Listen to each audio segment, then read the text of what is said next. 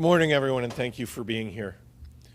Let me start by reiterating that anytime a police department takes a life, we owe it to our community to conduct a thorough and transparent investigation to ensure that everyone is fully aware of what transpired. Last night, around 5:23 p.m., a call was made to the 911 center reporting a suspicious person near 33 Ernestine Street. This person was reportedly had walked onto the deck of a house and was wandering door to door in the neighborhood. He was described as wearing all red clothing. Officers responded at that time were unable to locate this individual. Around 7:17 p.m., so almost 2 hours later, another call was received reporting that male was back near Ernestine Street, again wandering the neighborhood, acting suspicious. Around 7:26 p.m., another call came in on nearby Milton Street, reporting a male in red clothing had tried to get into an occupied car that was parked in the driveway. And then finally, at 7:32 p.m., another call was received indicating that male was now sitting on the hood of a car. Officers arrived on scene at 7:36 p.m., located the male in the area of 33 Ernestine Street, and stepped out of their cars, attempted to stop him and engage him. Initially, one officer wound up going hands-on, physically took hold of the suspect in an attempt to stop him from walking away from the officers. One officer was knocked to the ground.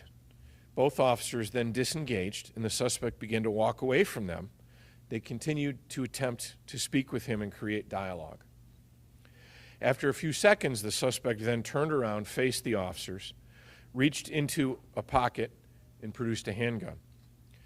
Both officers gave multiple commands for him to drop the handgun, but unfortunately he did not.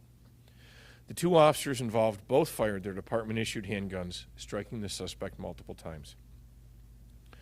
Responding officers began rendering medical care until EMS arrived and determined that unfortunately the male was deceased at the scene. The suspect, a male in his 30s, will be identified at a later time once a proper identification and family notifications have been made. His handgun, a Palmetto State Armory 9mm, was loaded with 13 rounds and was recovered from the scene. The Rochester Police Department's Major Crime Section, the Professional Standards Section, the New York State Attorney General's Office are all investigating the incident. As is our standard practice, the officers involved are placed on administrative leave pending the outcome of the investigation. Thankfully, there were no physical injuries to any members of the Rochester Police Department last night. The incident was captured on body-worn cameras from both the officers. We're working with the Attorney General's office to release it as soon as the investigation allows. And again, the usual chain with that is it will go to City Council first, and then as the investigation unfolds and we feel it can be released, we will release it. Anyone with information, including any videos they might have captured last night of this individual, is encouraged to call the Major Crime Section at 428-7157. You can also email majorcrimes@cityofrochester.gov. And as I said before, any loss of life in our community is tragic. We continue to ensure the prompt release of information as the investigation unfolds. I'd also like to reiterate, this is, although another day at work for the Rochester Police Department, this isn't something that, this is something these officers are going to live with for the rest of their lives. So, it's a human tragedy all the way around on many different levels.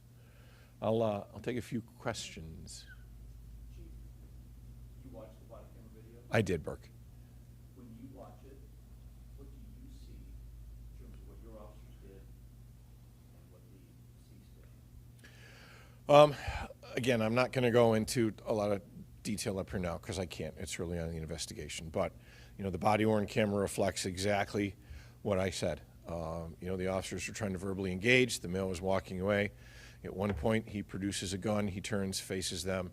He refuses to obey their commands to put the gun down.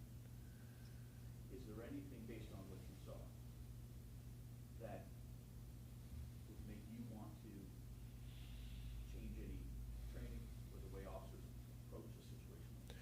Based on everything I saw last night, everyone involved in this responded exactly the way they were trained in a highly professional manner.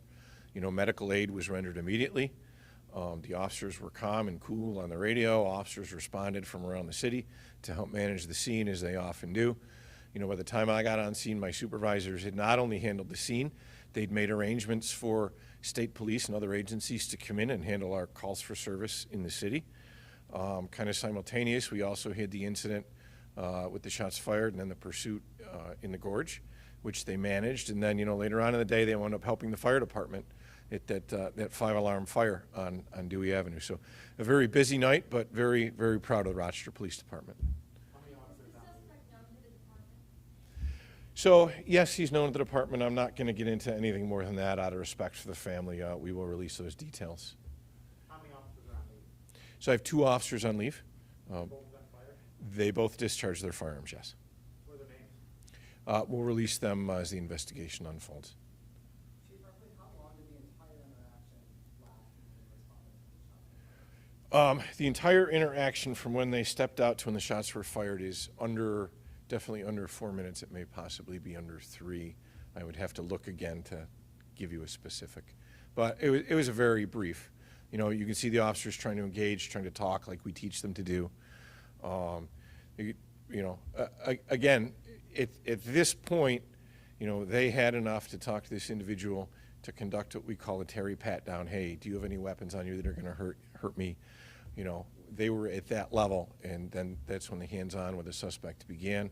One officer was knocked to the ground, so they disengaged. The suspect continued to walk away, and then, like I said, that's when he produced the gun. Just to clarify,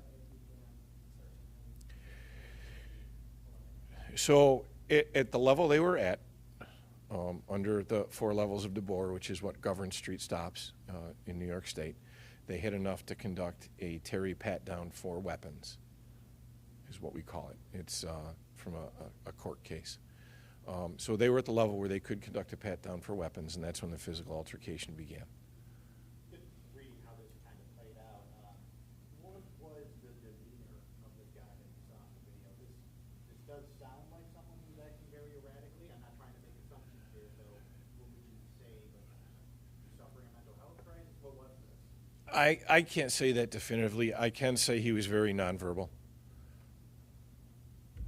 Chief, I wonder if you traced the deceased's gun. Not yet. Not yet. Will you do that? We will be doing that. We'll also be, you know, test firing it, and at some point we'll also be entering casings from that gun into our NIBIN system to see if it correlates to any other crimes that we had within the city previous to this. Just to clarify too, the officer did respond to the 5:23 p.m. call and he wasn't located and had to come back. Correct. You mentioned that he was in the same area for about 2 hours. Do you know if he was connected to any of the homes on that street or knew anyone there? Why might he have been in that area? We do, but again, out of respect for the family and trying to not identify him at this time, I'm not going to get into it. So. Did you say how much time elapsed from the time that the victim produced the gun to when the first shot was fired? It was that part was very quick. You're talking a matter of seconds, but again, you know, we have multiple witnesses and we have the BWC. You can clearly hear the officer say multiple times, "What do you have in your hands?" and then put the gun down, and he did not do so. So, all right. Thank you, everyone. I appreciate you.